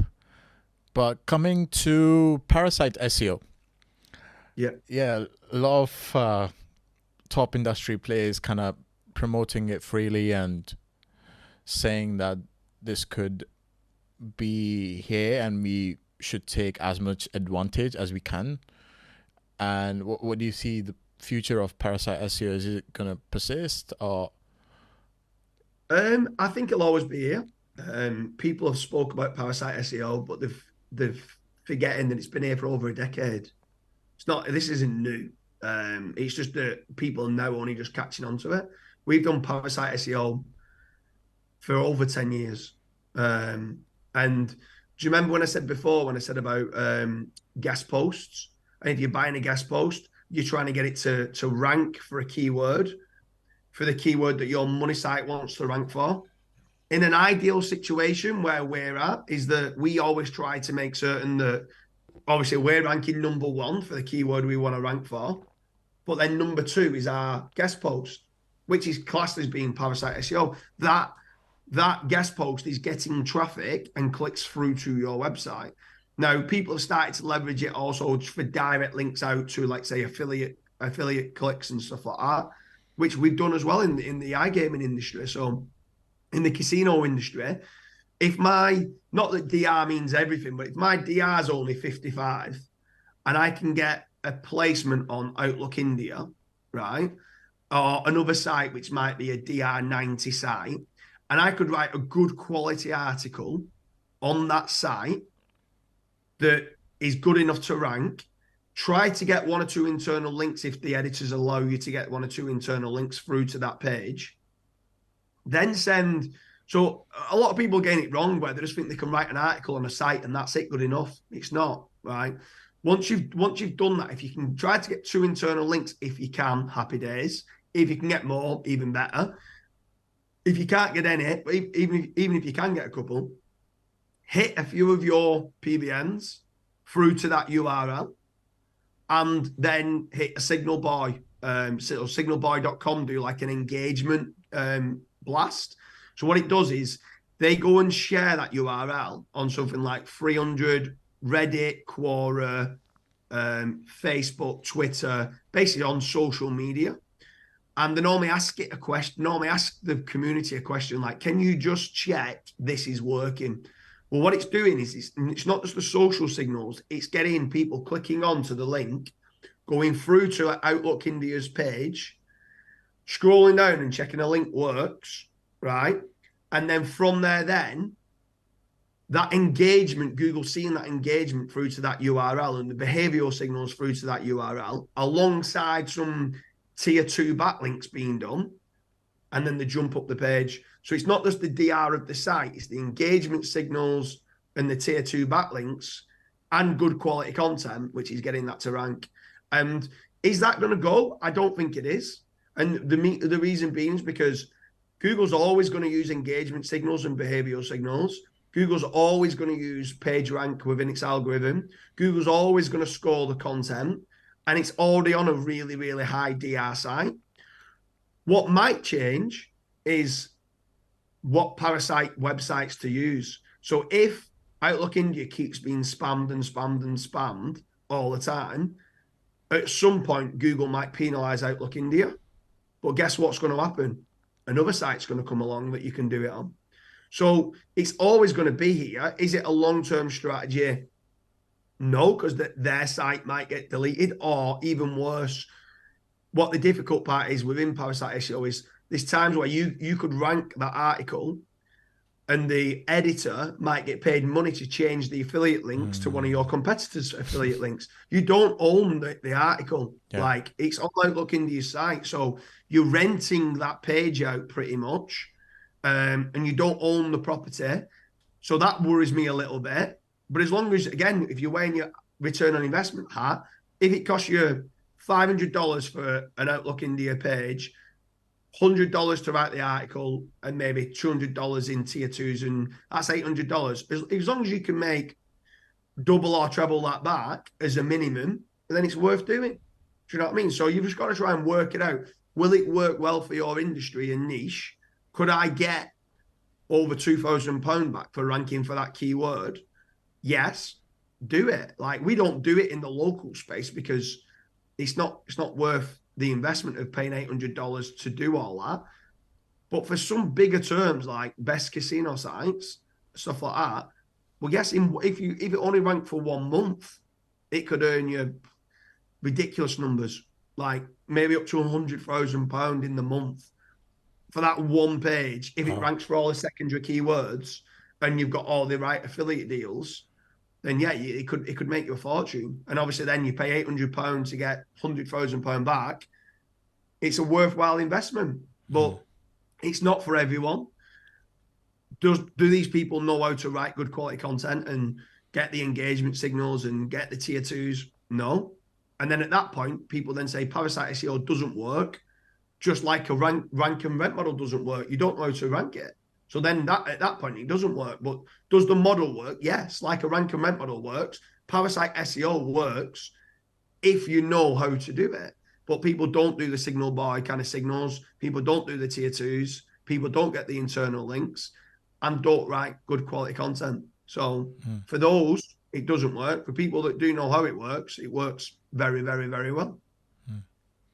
So what you're saying is, like, put your eggs, but don't put all of your eggs into parasite SEO. Exactly that, yeah. Diversify your income in as many streams as you can. You must be selling a hell of a lot of PBNs for parasite now. Like, so many people, like, every time someone speaks to me about parasite, I'm always like, go and speak to Saket. Like, I've been sending links to Outlook India since the last 3 years. It just got popular recently. So there was this big player in the industry, and I think he mentioned you, like, you know, all the top boys. So so he was saying he was just pumping this Outlook India in times of Israel and stuff like that, like 2 years ago. And I was like, what the fuck's that?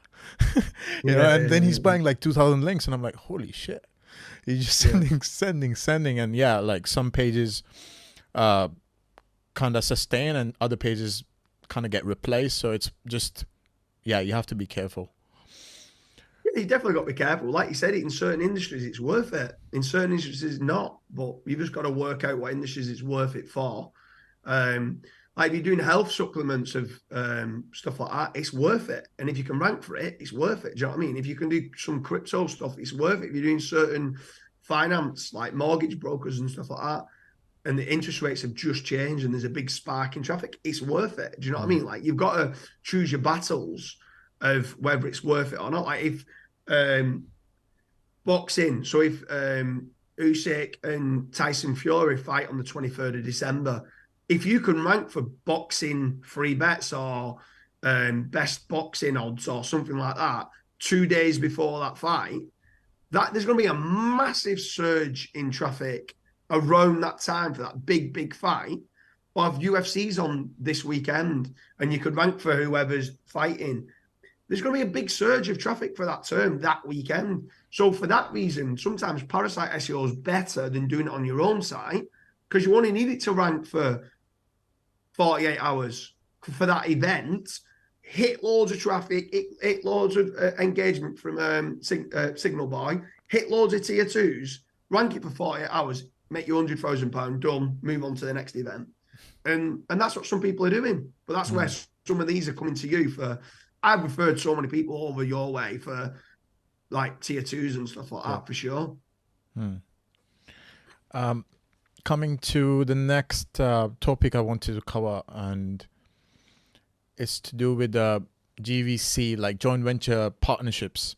Like, so I realized, like, if I kind of not ask money for the links and I kind of ask equity, I might get a bigger return if they sell out, you know, profits, shares. Yeah. What are your current joint venture partnerships and how they come into your table for you? And what's your advice for the people who are approaching it, like for link sellers or agency owners and stuff? I'd be careful as a link seller to enter a lot of partnerships, because what a lot of people do, you get so many people that come to you saying, I've got this amazing idea. If you can provide me with all the links, I'll give you 50% of the commissions. But then I've heard so many people not get the 50% of the commissions. I'll get paid a little bit and go, well, I paid you for that if it worked. And if it didn't work, you don't get paid. You're getting 50% of nothing, right? Where if it did work, they kind of feel like they should only pay you for the links. So you're in a no-lose situation, like you're in a lose-lose situation where you may as well just sell the links, if you get what I mean. Unless you really know the person and you've known them for a number of years, I wouldn't enter partnerships like that. So many partnerships go sour and go wrong. Even when you know the people and your class as being good friends with them, partnerships can go wrong.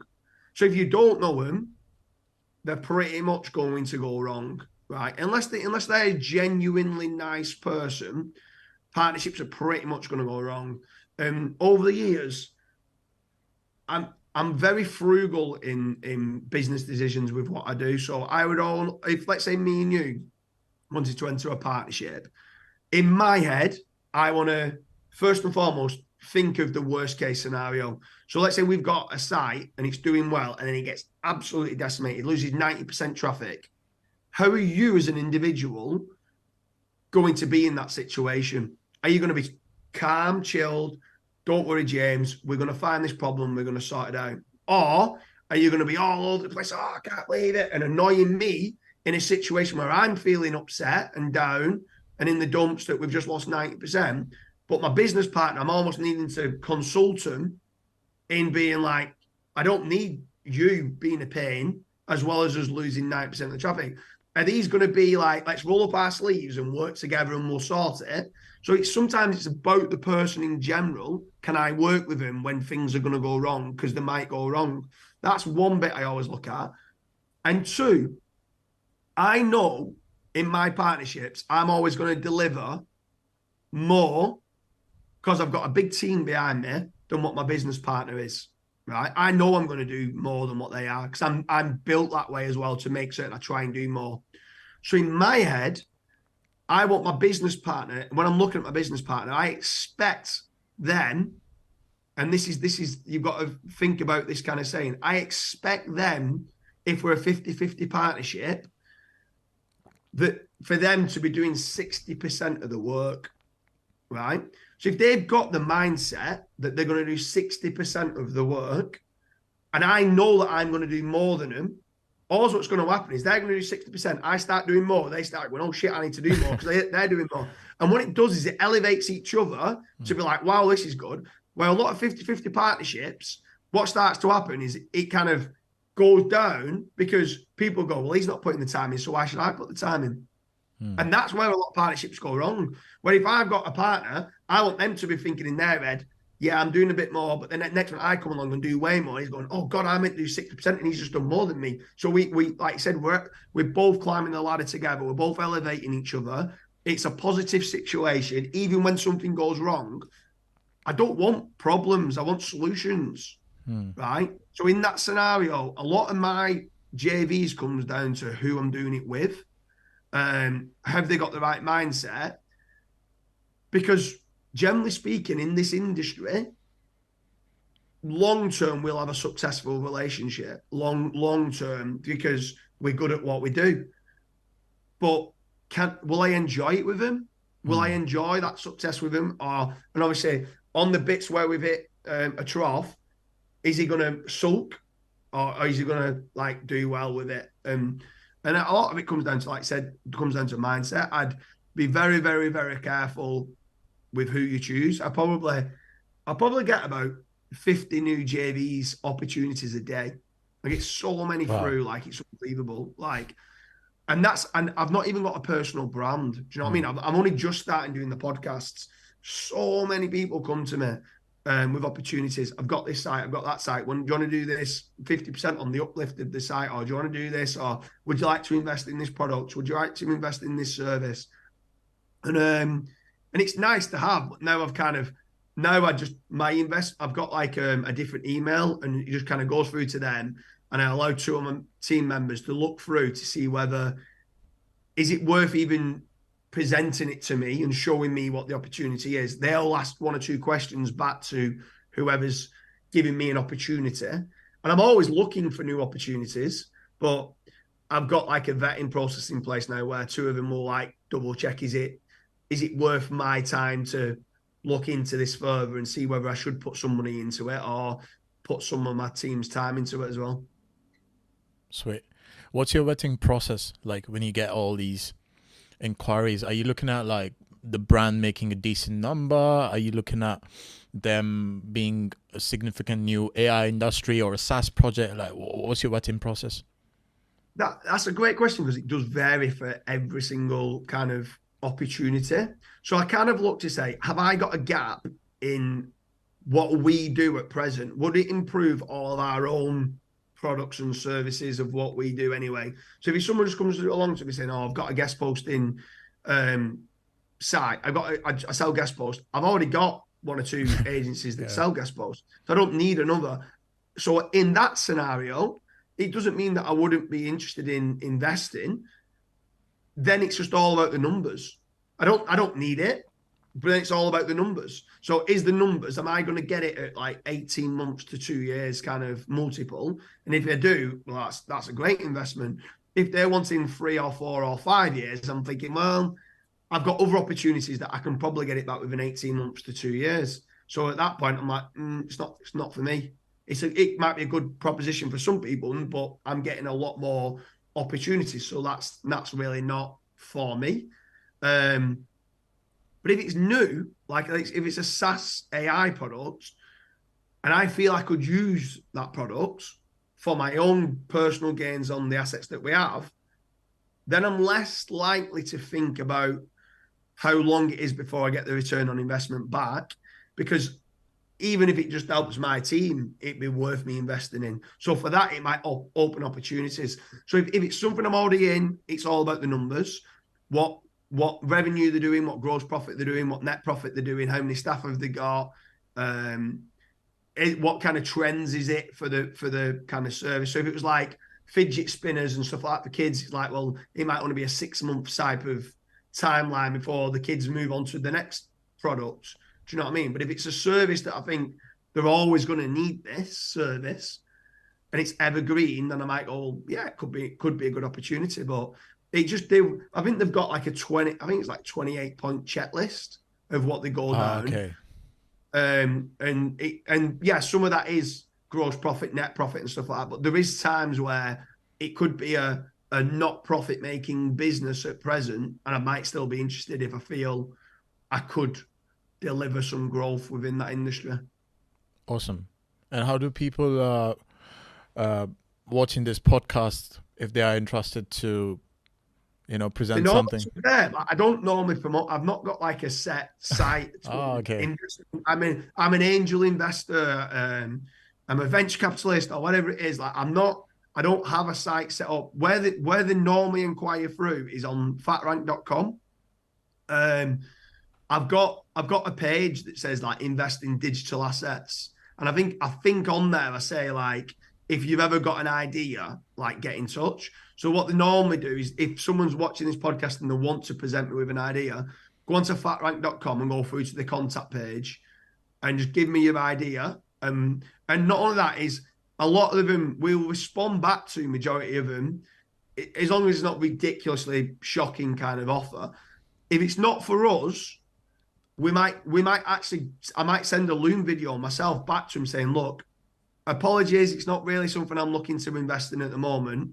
However, if I did, I would do X, Y, and Z. And I might be able to help him in some ways to say, I feel like your branding's not on point, or I think you should start selling, you're only selling guest posts. I think a lot of people that buy guest posts also buy niche edits, so I think you should offer niche edits as well. Or, do you know what I mean? Something along those lines. Or they've got a decent website, but they're only doing display ads. And I'm like, could you also do lead generation, tenancy? Could you also do affiliate? Could you also, if you're getting loads of traffic, could you rent out your Facebook pixel through to like a big supplier? There's loads of different ways that you can monetize a brand. I might just be able to help them on that front. So yeah, go onto fatrank.com, go onto the contact page and then present me with an idea and I can see whether it's for us to invest into, whether I put money into it or my team into growing it, or two, I can give you some feedback with where I feel you could improve and generate more profits on it. Yeah, and I'll add the link to the description as well, so you can just like go over straight away. 50 inquiries a day. Like, how are you delegating your time? Like, what's the team looking like? I don't deal with that. Some of them could be that they're mainly wanting lead generation for the business, and they're like, I don't really like the rank and rent model. I want you to invest in the company. Come in and help us grow our own website and we'll work together on it and stuff like that. So some of them straight away, it's like, I don't know what profit margins you're making and I don't know how to track end to end. Have you got a database at the moment? Have you got a sales team? There's like certain questions like that. There's just 2 members of staff that just deal with, we probably generate in total close to 1,000 leads every single day, is how many leads we're generating across the agency. And how are you delegating your SEO tasks to non-SEO task? What's your strategy? We've just got a team. So on the investment, there's 2 people in the office that understand everything to do with whether it's a good investment or a bad investment. If they both kind of come back to say good investment, it then comes to me. So maybe 1 or 2 out of those 50 might land on my desk to say we both feel that this is a good investment, and at that point then I can look into it and check, because there's one thing that I can't buy and that's time. So I've got to be I'm very, very, very time conscious, so I've got to make certain that I'm using my time in the best possible way that I can.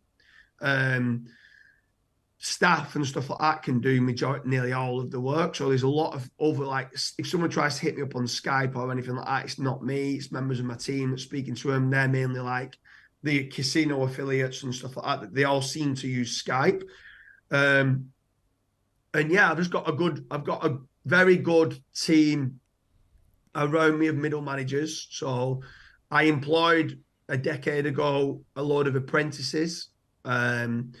I went down the apprenticeship route because I employed SEO gurus and SEO experts, and they were shocking. And it was hard to teach them because it's hard. I always used the saying, it's hard to teach an old dog new tricks. So it was very, very difficult to get them to change their mentality, exactly what we were talking about before. So I was like, do you know what? I feel like I'm better to get a new starter out of university or college or school that doesn't know anything about SEO, but they're willing to learn and work hard. And that's pretty much, as long as there's all right, I kind of look and go, as long as they're all right educationally, let's say in English and maths, I can train these up. These look like they're going to, from an interview, it looks like they're going to want to work hard and they're willing to learn. And now 6 of those apprentices are all directors now within the company. So the progression that they've done has been incredible. And some of those are like who'll look at my investment opportunities and stuff like that. And then I've got like a team of like middle management, and then underneath them, they'll either have other members of staff or virtual assistants. I try and make certain that every one of my middle managers have got 10 VAs underneath them that works with them, and then that's how we can scale stuff out. So like I might present that to 2 of my members of staff. That could actually go out to 20 members of staff, because they might delegate it to some VAs to see their feedback, to feed it back to them, for them to give the feedback, which feeds back to me. Do you know what I mean? So I just know who deals with it from my point of view, and they can delegate it out to whoever they seem fit. So like I've got one graphic designer and one videographer, but actually on our books I think there's like 17, but I only speak to one of them, and that one person I just say, I want an image for this, this, and this. They go off and do it. Whether they do it themselves, I don't know. They probably use a guy that's good on Canva. Do you know what I mean? To create some of the images. On the videos, it could be, I'm not really certain what kind of video editing tools that they're using and stuff, but it could be someone in Bangladesh or in India or in Philippines. Do you know what I mean? It could be South Africa, Venezuela. We've got VAs all over the world that work for us that do a really good job. But I can't be speaking to those on a day-to-day basis because there's just too many of them. So I'll speak to the one graphic designer who will manage all the graphic design team and stuff like that, and speak to one videographer who'll speak to the videographer team and the script writing team and the voiceover team and the editing team and the YouTube shorts kind of team. And like, there's all like different kind of people that do different roles. I just have to deal with one of them that deals with that situation. I deal with one class, like you've dealt over the years plenty of times with Dan and Elliot. So they do a lot with digital PR, guest posts, niche edits, citations, and all that type of stuff. There's no point. I think there's probably times you've probably tried to get hold of me, haven't you? And I'm like, speak to Dan and Elliot, mate. I don't know. Like, I don't really know the ins and outs exactly on the day-to-day of what's needed on what website. I know that they're absolutely amazing at what they do, and they know to the nth degree, because their testing team will tell them as well, okay, we need to start doing more directories and less do follow links, or we need to start doing more do follow links because there's not enough power. And they just get trained up, and the team's well-versed and well-educated. Some of them in the office, well, the majority of them are better than me at what I like in each part of what they do. But they say that's what you should do. You should employ people that are better than you at stuff that you're weak at. And I'm pretty much weak in every element of SEO. Like, but my team, each member of my team are probably, in my opinion, the best in the world at each element. And I'm just the glue between it all that kind of presents my head of content with my technical team that does the internal linking, which goes to my link building team when the site's built and stuff like that, and so on and so on. That I just understand all the moving components of what's needed. And it kind of goes back to when you asked me right at the very start, what did I do before SEO? And I was a project manager. I feel like I'm a project manager now, but I'm just a project manager. Project manager and a digital landlord, not SEO expert. Exactly, mate. Exactly. Yeah, I was talking. That's amazing, man. Like I do understand the level you're playing at, but I don't really, because I don't really.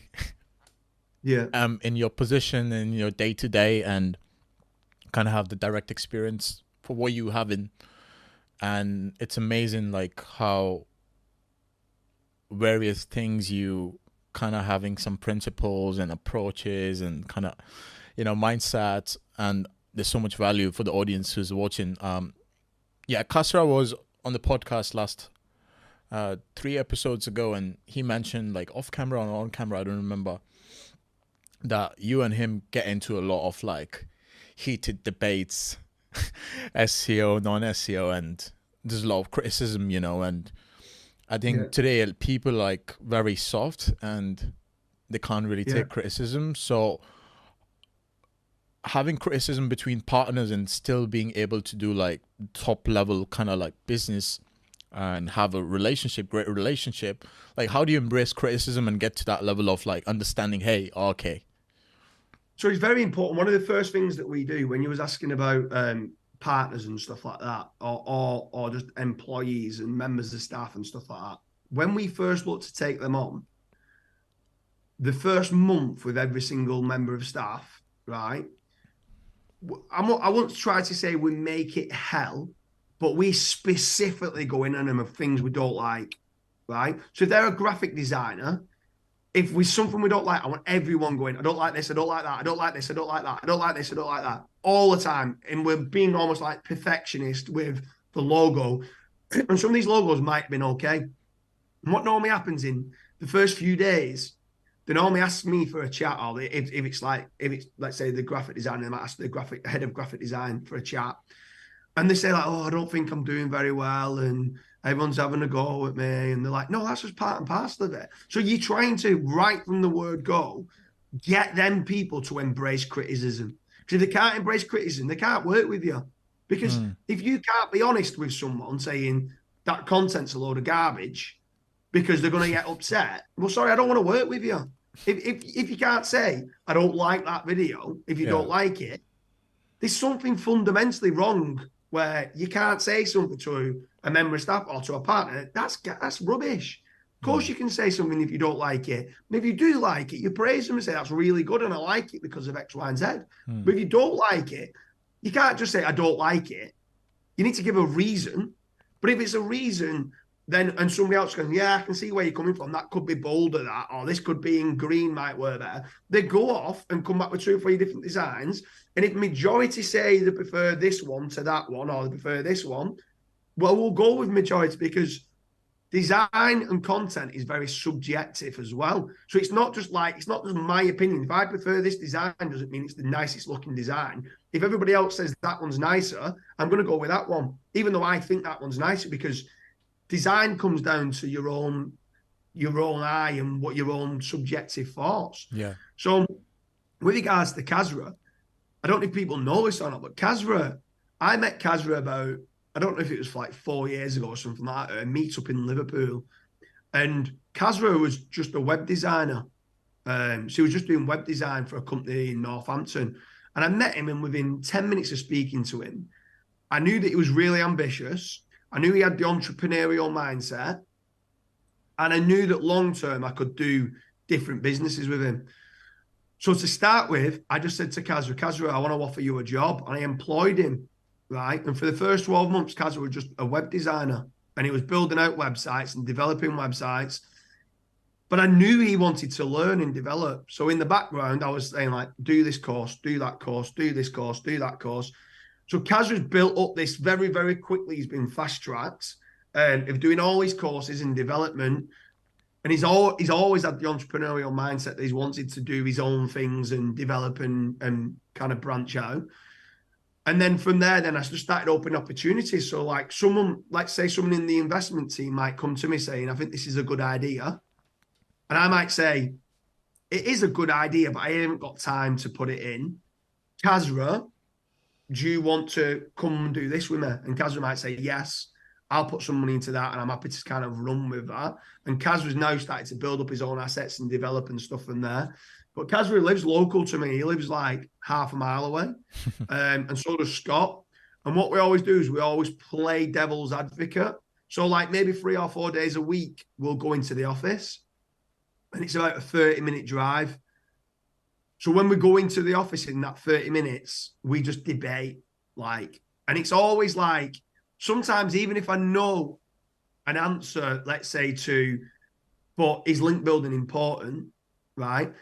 We try and play, if Kazra starts going on about, oh, link building is the most important Google ranking factor, me and Scott will try and play devil's advocate to say why it's not, even if we might think that it is, so that we're all kind of showing 2 sides of the arguments on everything. And then the next day we could be talking about internal linking and can you over-optimize your internal anchor text and just little things like that. But we're just chatting every day, and we're just trying to debate stuff, because it's boring if you all sit there and agree. So sometimes these debates, the debates are good, and actually you start picking things up and you learn so much from like what someone might say. So like Kazra, at the moment, like we talk a lot about AI. Now, no one knows the full kind of implications of what AI can do yet. Like no one, it's growing at a ridiculous rate of knots. So we're always trying to see what we could do to improve our processes and using AI and embracing AI. And yeah, we have great debates, but we love it. Like we absolutely love it. And that's what I want with my business partners. I want to be able to go in on a mad and be like, I don't like this, to try and improve it, you've got best intentions at heart to improve the business and improve profits and do stuff. So as long as both your partners know that, well, it's fine. Like, that's what it's all about. Work is about trying to evolve and develop every single day in some way, shape, or form, in my opinion. Beautiful perspective. Beautiful. Yeah. How much time? What's your focus now? Like moving forward, like is it going to be like the rank and rent side of things, lead generation, joint ventures? I know you're a father to two beautiful children. Yeah. How do you like kind of like balance? Because I heard like you're trying to agree and disagree and kind of go to both sides of the pendulum to just kind of finding balance, and listening to that, I think you're a man of balance. So what's the balance in James Dooley like? So I completely moved it another way around. So instead of a work-life balance, right, I understood that my work is not work, right? I love what I do. I absolutely love what I do, right? I don't need to work another day in my life, but I choose to because I love it, right? So knowing that I love it, my work is my hobby and my interest as well, right?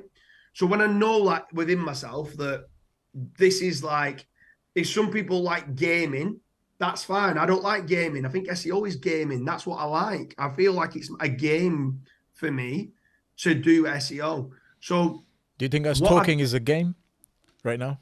We're in a game of podcasting. Yeah, maybe.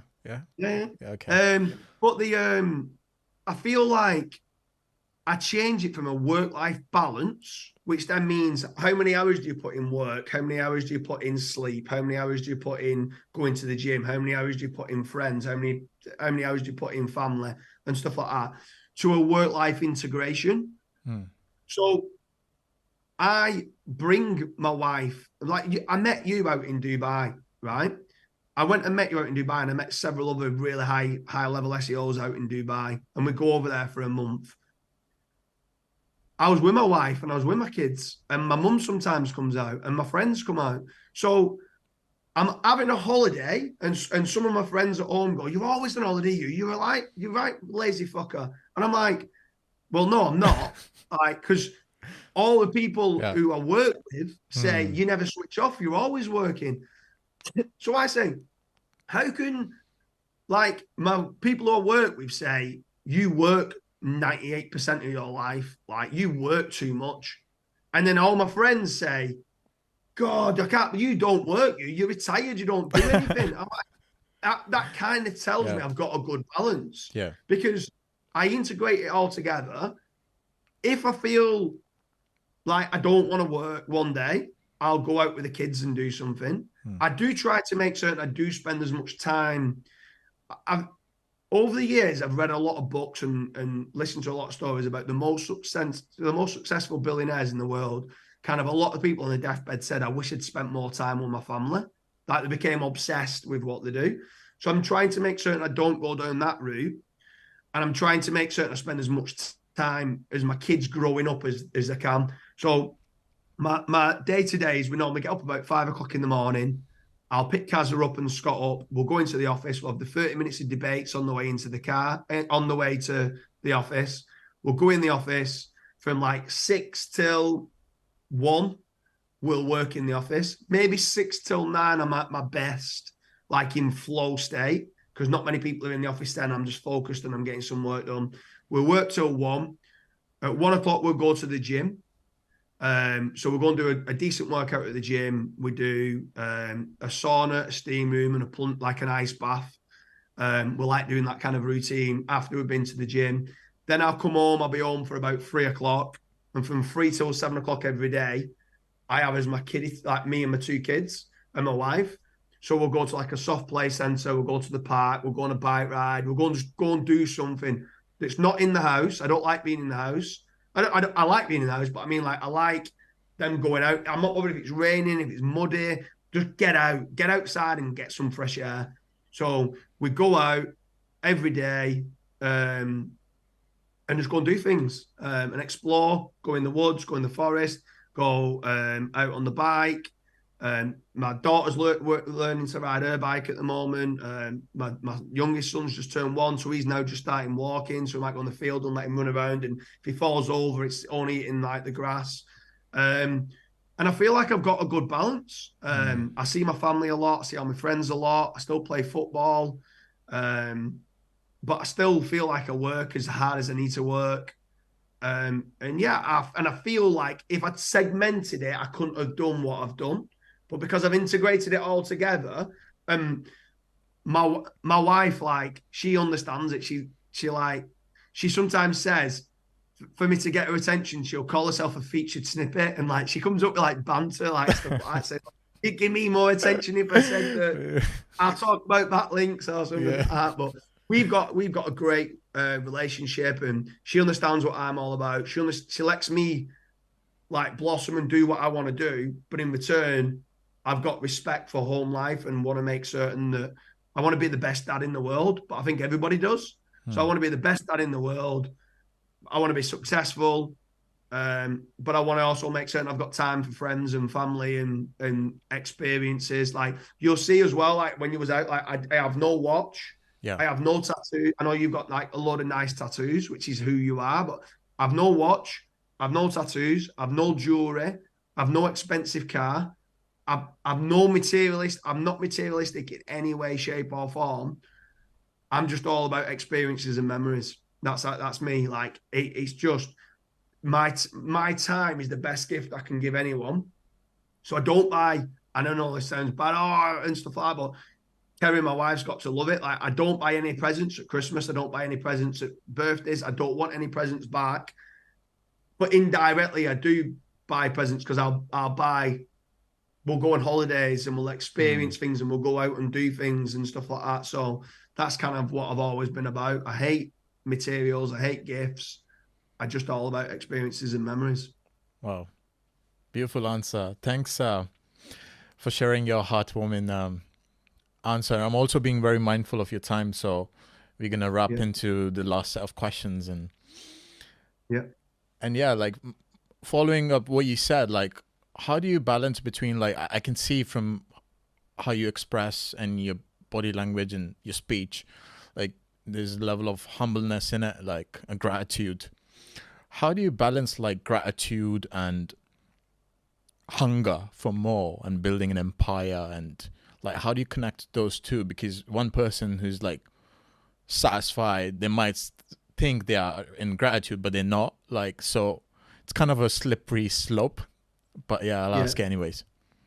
I hate anyone that's got an end goal. So if someone going to put a price tag on something like, all right, my target is 150 million, and once I get 150 million, I'll be happy. No, you won't. Like, you won't. If you're not happy now, getting to the 150 million, you won't be happy when you hit 150 million. Like, it's all about the journey of getting where you are. And certain people I've known hit targets. So, prime example, I had a good friend, and I remember him saying, the minute I get the price tag of the business to 40 million, I'm selling and I'm done, I'm retiring. And within 6 months, and he was one of the healthiest guys I'd ever met. Really happy, had a really happy family, had a kid, had a happy wife, retired, and within 6 months, he killed himself. Now, this guy never suffered from depression, never suffered from anything.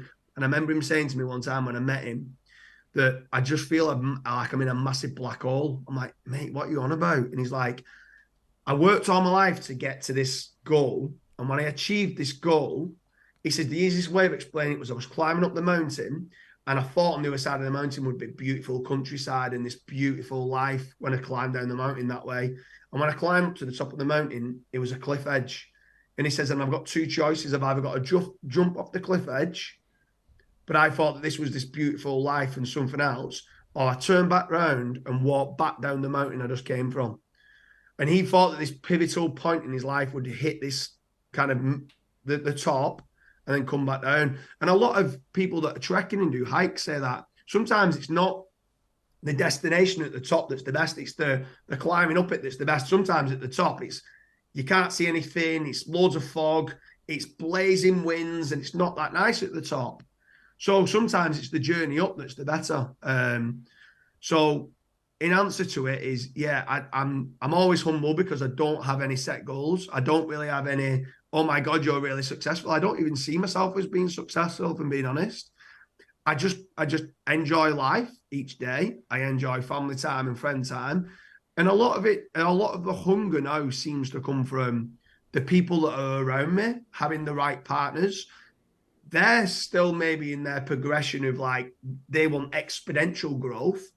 And I'm part of their life and I'm part of their businesses and I'm business partners. And I'm not going to slow them down. So I want them to do well and I'll push them on to be better and bigger and more successful financially or whatever. But that's not really my end goal. My end goal is just trying, if I can wake up, like I'm very humble in the fact that if I can wake up every morning, that's an achievement. Every day I wake up is a bonus. If I've got a roof over my head, that's more than a lot of people in the world. And if I've got a tap where I can turn water and cold water can come out and it's clean water, there's people in the world that have to walk 2 kilometers to go and get clean water every single day. Do you know what I mean? So yeah, I've got gratitude. Yes, I am humble because I understand that I'm actually in a fortunate position, even if I had nothing with work, that being where I've been brought up, I've always had a roof over my head and I've always had clean water coming out of the tap. And if I can always kind of stay to that mentality, if I go out and have a steak, I'm not going to compare it to another steak. When I've had a better steak, I'll go, I'm so fortunate that I can eat a steak. Do you know what I mean? Some people can't. Some people are eating rice every single night. So if you kind of compare, I always say comparison is the thief of joy. If you kind of take that out of your life and just have gratitude for everything, even if it's not the nicest steak and they've overcooked it slightly, you still sat there eating a steak on a plate with a knife and fork. Some people have got to eat rice out their hands. Do you know what I mean? So if you kind of compare it to that, you're going, actually, I'm in a good position here. Thanks. Beautiful, man. Coming to the last segment of the podcast. So this is something which we just introduced and it's kind of on the, like, you'll be the first guest to kind of witness it and we'll see how that goes. So it's going to be a rapid fire SEO round and we're going to give you 2 options and you just like answer which is preferable to your personality or your mindset. So we're going to start with the rapid fire SEO round. And the first one, backlinks or content? Both. Or do I have to choose? Backlinks. Backlink.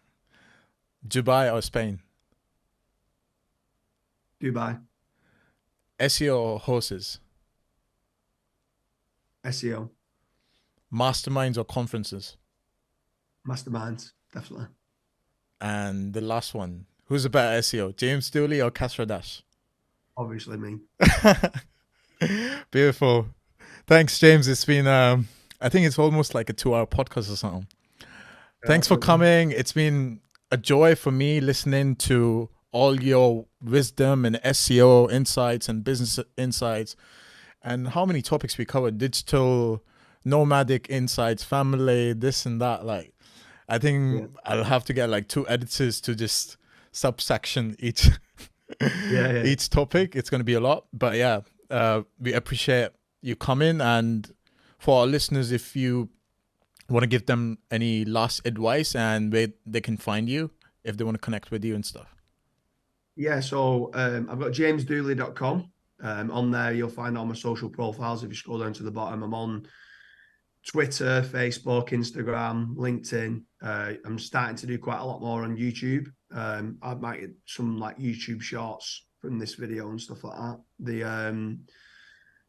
Just hit me up on any one of them. Ask me any questions that you want. I'll try and respond when I can. Keep grinding away. If you're at the start of learning, you just got to keep learning and developing your skills. There's no one course that's going to teach you everything to do with SEO. There's different nuances from niche to niche. So there's no course out there that's a perfect course for you to do.